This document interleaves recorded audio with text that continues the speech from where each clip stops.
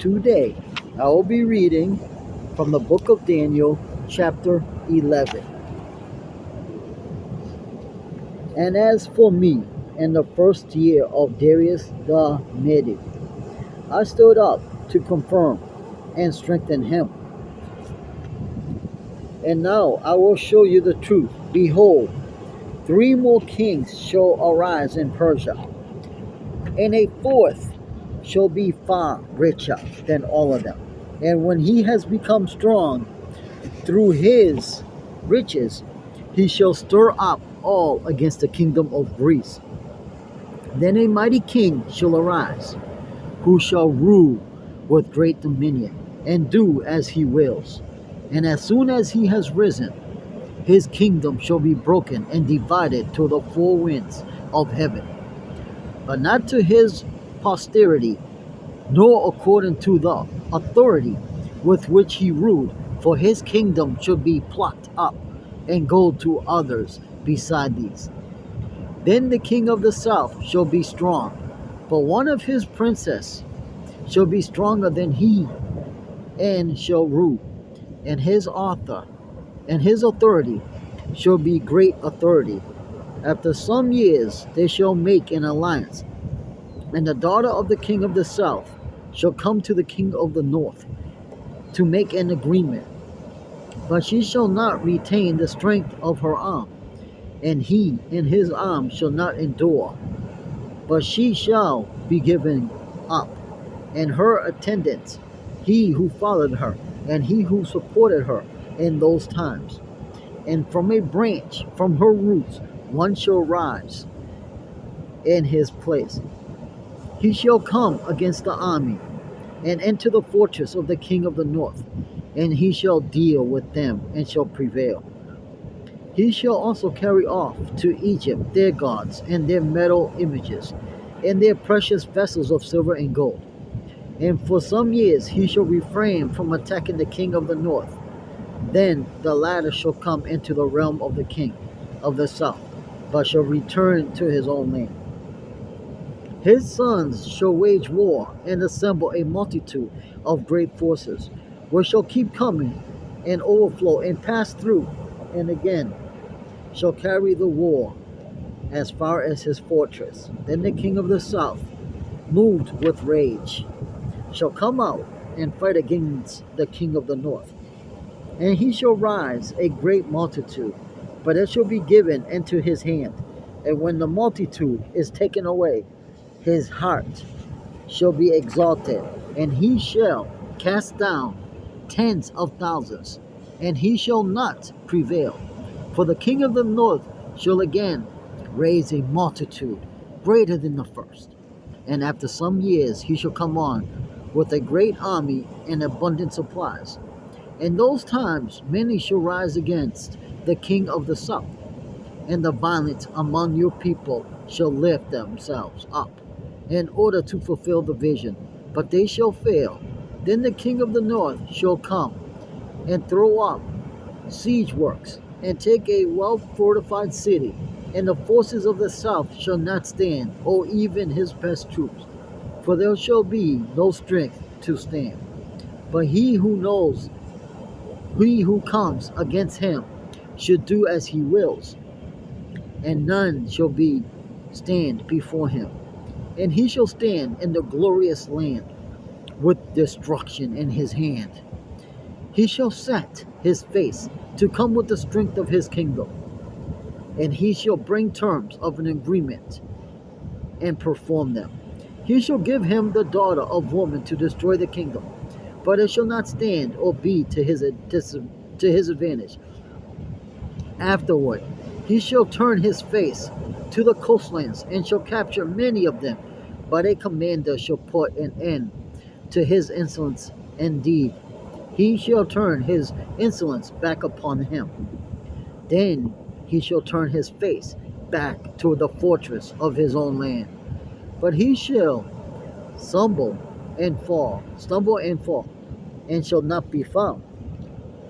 Then shall arise in his place one who shall send an exactor of tribute for glory of the kingdom. But within a few days he shall be broken, neither in anger nor in battle. In his place shall arise contemptible person, to whom royal majesty has been given. He shall come in without warning and obtain the kingdom by flatteries. Armies should be utterly swept away before him and broken, even the prince of the covenant. And from the time that an alliance is made with him, he shall act deceitfully, and he shall become strong with a small people. Without warning, he shall come into the richest parts of the province, and he shall do what neither his fathers nor his fathers' fathers have done, scattering among them plunder, spoil, and goods. He shall devise plans against strongholds, but only for a time. He shall stir up his power and his heart against the king of the south with a great army. And the king of the south shall wage war with an exceeding great and mighty army, but he shall not stand, for plots shall be devised against him. Even those who eat his food shall break him. His army shall be swept away, and many shall fall down slain. And as for the two kings, their hearts shall be bent on doing evil. They shall speak lies at the same table, but to no avail. For the end is yet to be at the time appointed, and he shall return to his land with great wealth. But his heart shall be set against the holy covenant, and he shall work his will and return to his own land.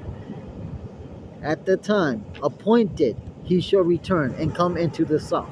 But it shall not be this time as it was before, for ships of Chetam shall come against him, and he shall be afraid and withdraw, and shall turn back and be enraged and take action against the holy covenant.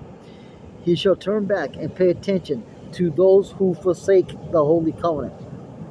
Forces from him shall appear and profane the temple and fortress, and shall take away the regular burnt offering, and they shall set up the abomination that makes desolate. He shall seduce with flattery those who violate the covenant. But the people who know their God shall stand firm and take action, and the wise among the people shall make many understand. Though for some days they shall stumble by sword and flame, by captivity, the plunder. When they stumble, they shall receive a little help, and they shall join themselves. Many shall join themselves to them with flattery, and some of the wise shall stumble, so that they may be refined, purified, and made white, until the time of the end, for it still awaits the appointed time. And the king shall do as he wills, and he shall exalt himself, magnify himself above every god, and shall speak astonishing things against the God of gods. He shall prosper till the indignation is accomplished, for what is decreed shall be done. He shall pay no attention to the gods of his fathers, or to the one beloved by women. He shall not pay attention to any other god, for he shall magnify himself above all. He shall honor the God of fortresses instead of these, a God whom his fathers did not know. He shall honor with gold and silver, with precious stones and costly gifts. He shall deal with the strongest fortress with the help of the foreign god. Those who acknowledge him he shall load with honor. He should make them rulers over many, and shall divide the land for a price. At the time of the end, the king of the south shall attack him, but the king of the north shall rush upon him like a whirlwind, with chariots and horsemen, and with many ships. And he shall come into countries, and shall overflow and pass through. He shall come into the glorious land, and tens of thousands shall fall. But these shall be delivered out of his hand, Edom and Moab, and the main part of the Ammonites. He shall stretch out his hand against countries, and the land of Egypt shall not escape. He shall become the ruler of the treasure of gold and of silver, and all the precious things of Egypt. And the Libyans and the Cushites shall follow in his train. But news from the east and the north shall alarm him, and he shall go out with great fury to destroy and devote many to destruction. And he shall pitch his palatial tents between the sea and the glorious holy mountain. Yet he shall come to his end, with none to help. This was the reading of the book of Daniel, chapter 12.